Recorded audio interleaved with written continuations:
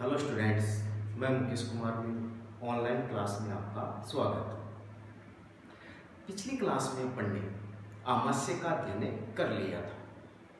अब आहार नाल का आमाशय के बाद अगला पार्ट आता है स्मॉल इंटेस्टाइन या छोटी आंत। देखो, छोटी आंत आहार नाल की सबसे लंबी संरचना होती है। छोटी आंत आहार नाल की सबसे लंबी संरचना होती है।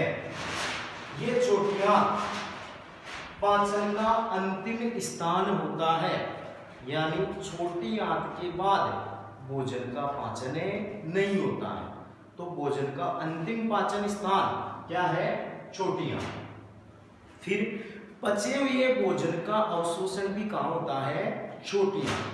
तो ये दो चीजें ध्यान रखना, भोजन का पाचन का अंतिम स्थान और पचे हुए भोजन का अवशोषण दोनों छोटी आंत में होते हैं।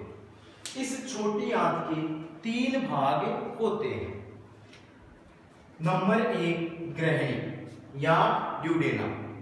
छोटी आंत का पहला भाग होता है ग्रहणी या ड्यूडेनम। तो ग्रहणी या ड्यूडेनम है, ये यू आकार की नलिकानुमा संरचना होती है जिसकी लंबाई लगभग 25 सेंटीमीटर होती है। लंबाई कितनी होती है इसकी? लगभग 25 सेंटीमीटर। यह ग्रहणी होती है जो 2 भुजाओं में विभेदित रहती है, एक समीपस्थ भुजा और एक को बोलते हैं दूरस्थ भुजा। अब देखो, इस ग्रहणी में अग्नाशय वाहिनी और सामान्य पित्त वाहिनी आकर के खुलती है। ग्रहणी में अग्नाशय वाहिनी और सामान्य पित्त वाहिनी आकर के खुलती हैं। जिस स्थान पर ये वाहिनियां खुलती हैं, खुलने के रंध्र पर एक अवरोधिनी पाई जाती है और उस अवरोधिनी को ओडी की अवरोधिनी कहते हैं। अवरोधिनी को क्या बोलते हैं? ओडी की अवरोधिनी। ये तो हो गया ग्रहणी। अब ग्रहणी के बाद छोटी आंत का दूसरा भाग आता है जेजुनम। जेजुनम छोटी आंत का मध्य भाग होता है जो कुंडलित होता है। फिर छोटी आंत का तीसरा भाग होता है इलियम। इलियम है ये छोटी आंत का अंतिम भाग होता है जो अत्यधिक कुंडलित और सबसे लंबा भाग होता है। यानी छोटी आंत का सबसे लंबा भाग कौन सा होता है? इलियम, और ये अत्यधिक कुंडलित भी होता है। अब देखो, छोटी आंत में भी ऊतकों के 4 स्तर पाए जाते हैं। कितने स्तर? 4 हुई। नंबर 1 सिरोसा, नंबर 2 पेशीय स्तर, नंबर 3 सब म्यूकोसा और नंबर 4 म्यूकोसा। अब देखो, छोटी आंत के जो सब म्यूकोसा और म्यूकोसा स्तर होते हैं, ये दोनों स्तर वलित होते हैं। कैसे होते हैं? वलित होते हैं।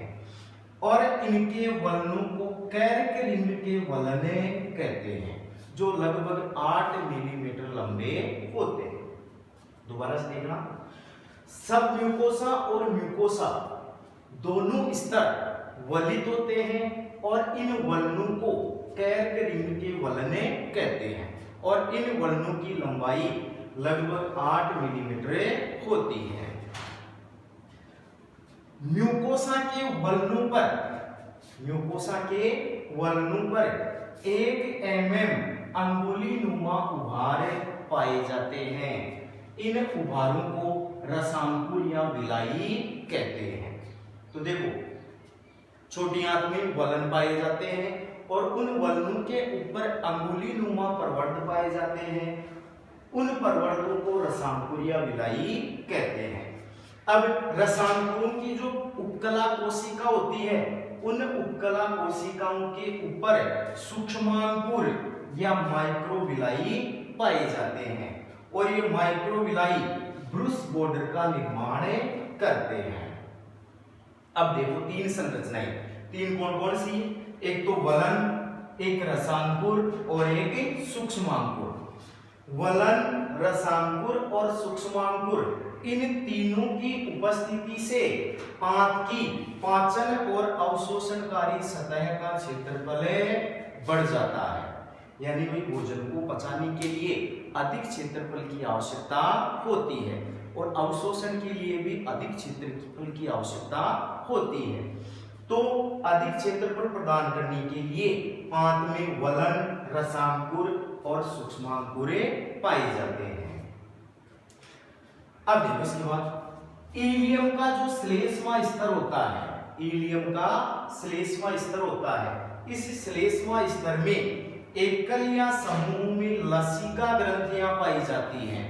एकल या समूह में लसिका ग्रंथियां पाई जाती हैं। इन लसिका ग्रंथियों के समूह को पेयर के समूह कहते हैं या पेयर के पेचेज कहते हैं। आंत्र वलित होकर के नलिकाकार ग्रंथियों का निर्माण करती है। छोटी आंत होती है, वो वलित होकर के, फोल्डिंग होकर के नलिकाकार ग्रंथियां बनाती हैं और इन ग्रंथियों को लीवर कुहन की दरारें कहते हैं। ग्रंथियों को क्या बोलते हैं? लीवर कुहन की दरारें। इन लीवर कुहन की दरारों में एक तो गोबलेट कोशिकाएं या कलश कोशिकाएं पाई जाती हैं, एक आंतरीय कोशिकाएं पाई जाती हैं और एक पेनेट कोशिकाएं पाई जाती हैं। दोबारा से देखना इसको। आंत्र होती है, ये वलित होकर के नलिकाकार आंत्र ग्रंथियां बनाती हैं। इन नलिकाकार आंत्र ग्रंथियों को लीवर कुहन की दरारें कहते हैं और इन लीवर कुहन की दरारों में गोबलेट कोशिकाएं, आंतरीय कोशिकाएं और पेनेट कोशिकाएं पाई जाती हैं। अब देखो, जो गोबलेट या कलश कोशिकाएं होती हैं, ये श्लेष्मा का स्राव करती है। आमाशय में भी मैंने आपको बताया था गोबलेट कोशिकाएं पाई जाती हैं, आंत्र में भी गोबलेट कोशिकाएं पाई जाती हैं और ये गोबलेट या कलश कोशिकाएं होती हैं, श्लेष्मा का स्राव करती हैं। आंतरीय कोशिकाएं होती हैं, ये आंतरीय कोशिकाएं जल और जल अपघट्यों का स्राव करती हैं। इस जल और जल अपघट्यों के अंदर अनेक पाचन एंजाइम भरे होते हैं। तीसरी है पेनेट कोशिकाएं। पेनेट कोशिकाएं होती हैं, ये लाइसोजाइम का स्राव करती हैं और लाइसोजाइम है, ये भोजन में उपस्थित जीवाणु को नष्ट करने का काम करता है। तो ये तीन सेल पाई जाती हैं लीवर कुहन की दरारों में। अब इसके बाद देखो, ग्रहणी की जो सब म्यूकोसा परत होती है, ग्रहणी की सब म्यूकोसा परत में ब्रूनर की ग्रंथियां पाई जाती हैं। तो ये ध्यान रखना, ब्रूनर की ग्रंथियां कहां पाई जाती हैं? तो ब्रूनर की ग्रंथियां ग्रहणी के सब म्यूकोसा स्तर में पाई जाती हैं और इनका कार्य क्या है? तो ब्रूनर की ग्रंथियां श्लेष्मा का स्राव करती हैं। ब्रूनर की ग्रंथियां श्लेष्मा का स्राव करती हैं। ये बात हो गई छोटी आंत की या स्मॉल इंटेस्टाइन की। अब छोटी आंत के बाद आहार नाल का अगला और अंतिम भाग है, वो है लार्ज इंटेस्टाइन या बड़ी आंत। तो देखो, बड़ी आंत आहार नाल का अंतिम खंड होता है। आहार नाल का अंतिम खंड होता है, इसका व्यास अधिक होता है, इसीलिए इसका नाम क्या दिया गया है? बड़ी आंत। देखो, ये पूरी क्या है? बड़ी आंत और ये जो वलित है ये है छोटी आंत। अब छोटी आंत, नाम छोटी आंत है लेकिन इसकी लंबाई क्या होती है? सर्वाधिक। लेकिन इसका व्यास क्या होता है? कम होता है। तो व्यास सबसे ज्यादा किसका होता है? बड़ी आंत का होता है। तो बड़ी आंत का व्यास अधिक होता है और छोटी आंत की लंबाई अधिक होती है। इस बड़ी आंत के भी तीन भाग होते हैं। तीन भाग कौन से? Number 1 caecum. तो सीकम होता है, ये छोटा भाग होता है। सीकम एक छोटा भाग होता है जो छोटी आंत और बड़ी आंत के संधि तल पर पाया जाता है। छोटी आंत और बड़ी आंत के संधि तल पर पाया जाता है। सीकम मनुष्य में अवशेषी अंग है। सीकम मनुष्य में अवशेषी अंग है। शाकाहारी, खरगोश आदि में सीकम में सहजीवी जीवाणु पाए जाते हैं। अब देखो जो सीकम है, ये सीकम एक बंद नलिका का निर्माण करती है और इस बंद नलिका नुमा संरचना को वर्मीफॉर्म अपेंडिक्स कहते हैं। सीकम क्या करती है? एक बंद नलिका का निर्माण करती है। इस बंद नलिका को वर्मीफॉर्म अपेंडिक्स कहते हैं, जिसकी लंबाई 1 सेंटीमीटर से लेकर के 8 सेंटीमीटर तक हो सकती है। तो मानव में सीकम और ये वर्मीफॉर्म अपेंडिक्स दोनों ही क्या है? अवशेषी है। दूसरी बात, इस अपेंडिक्स में पहले मानव में सेल्यूलोज का पाचन होता था। इससे मानव के सहकारी होने की प्रकृति का पता चलता है। तो सीकम का अपेंडिक्स का पाया जाना मानव के सहकारी प्रवृत्ति को दर्शाता है। सीकम के बाद बड़ी आंत का दूसरा भाग होता है, वो है कोलन या वृदांत्र। वृदांत्र बड़ी आंत का मध्य भाग होता है। अब देखो, इलियम और कोलोन इन दोनों के संधि तल पर एक कपाट पाया जाता है। उस कपाट को बोलते हैं इलियोसिकल कपाट। तो ये भी ध्यान रखना, इलियोसिकल कपाट कहाँ पाया जाता है? तो इलियोसिकल कपाट इलियम और कोलन के संधि तल पर पाया जाता है, जो भोजन को विपरीत दिशा में जाने से रोकता है। यानी कि कपाट, इलियोसिकल कपाट क्या करता है? इलियम से भोजन को कोलन में तो आने देता है, लेकिन कोलन से वापस जाने से भोजन को रोकता है। इसके बाद आहार नाल का अंतिम भाग और बड़ी आंत का अंतिम भाग है मलाशय। तो मलाशय बड़ी आंत का अंतिम भाग होता है, जो गुदा द्वार के द्वारा बाहर खुलता है। अब देखो, जो ये अपेंडिक्स है, कई बार क्या होता है, इस अपेंडिक्स के अंदर भोजन फंस जाता है। अब भोजन फंस जाता है तो यहाँ पर भोजन का पाचन नहीं होता है, तो भोजन सड़ने लगता है, जिसके कारण जीवाणु विषाणु का संक्रमण हो जाता है और संक्रमण होने के कारण यहाँ दर्द होने लगता है। तो फिर इस अपेंडिक्स को शल्य क्रिया के द्वारा शरीर से बाहर निकलवा दिया जाता है। ये अपेंडिक्स है, ये खरगोश में सक्रिय होती है। अपेंडिक्स खरगोश में सक्रिय होती है और खरगोश में यहाँ पर सेल्यूलोज का पाचन होता है। अब देखो, जो खरगोश होता है स्वमलभोजी होता है, अर्थात खरगोश अपने ही मल को खाता है। क्यों खाता है? ये इसकी एक मजबूरी है। देखो,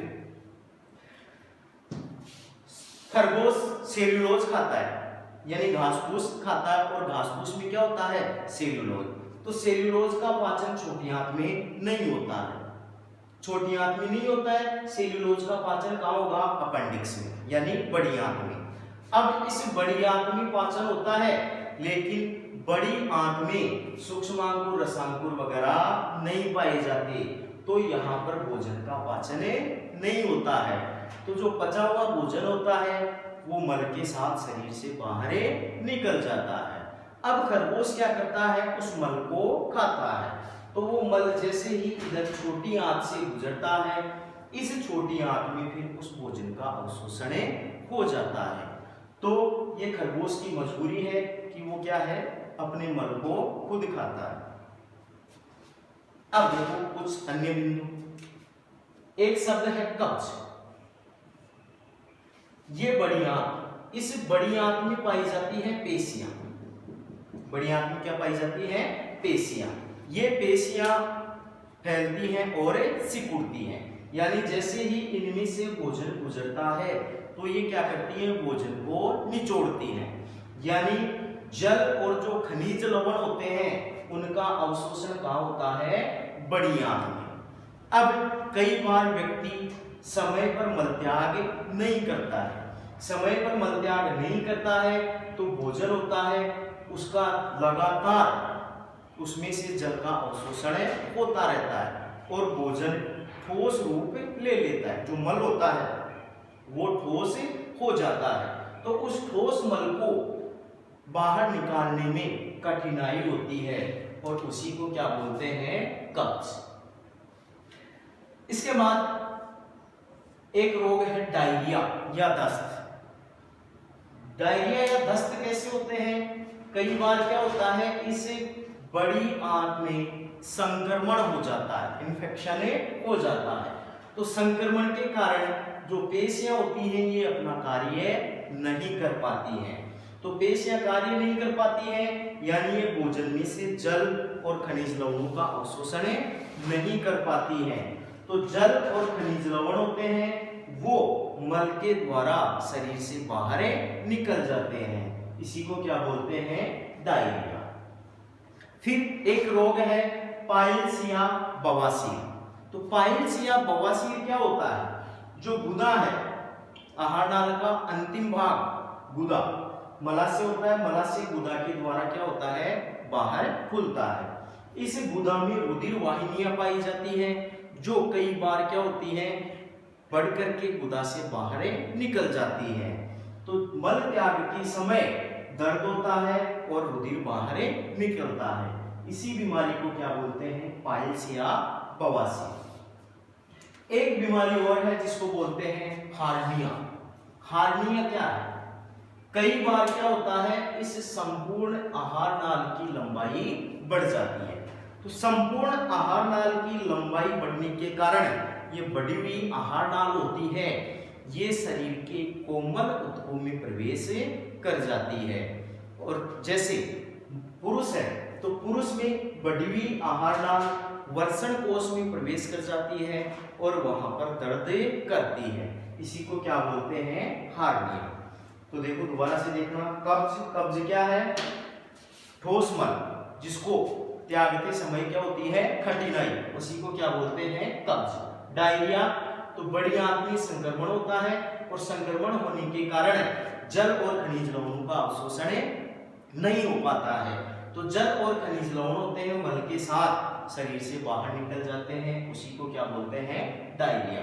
पाइल्स या बवासीर, गुदा में जो रुधिर वाहिनियां पाई जाती हैं वो गुदा से बाहर निकल जाती हैं और मल त्याग के समय दर्द करती है और रुधिर बाहर निकलता है, उसको बोलते हैं पाइल्स। और हार्निया यानी आहार नाल की लंबाई बढ़ जाती है और शरीर के कोमल ऊतकों में प्रवेश कर जाती है जहां वो शरीर में दर्द उत्पन्न करती है, इसी को बोलते हैं हार्निया।